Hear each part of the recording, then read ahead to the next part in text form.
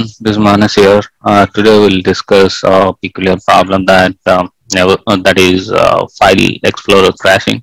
That's very annoying. You cannot do anything. Most of the operations will error out.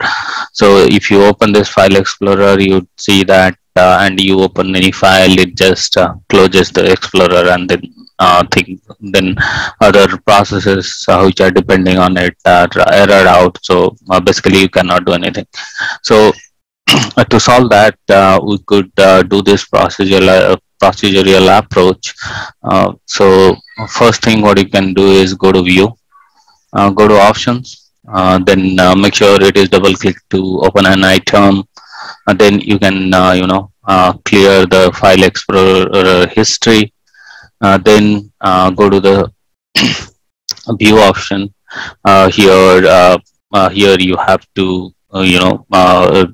click on check this one, and that is launch folder Windows in a separate process, and then apply OK.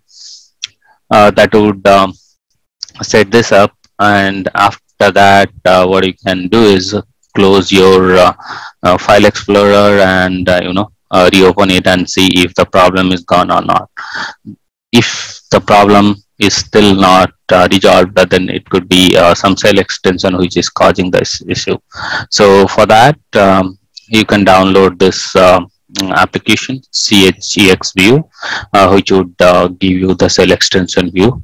So let me just open it up, and I can give the link in the description, downloadable link for this application.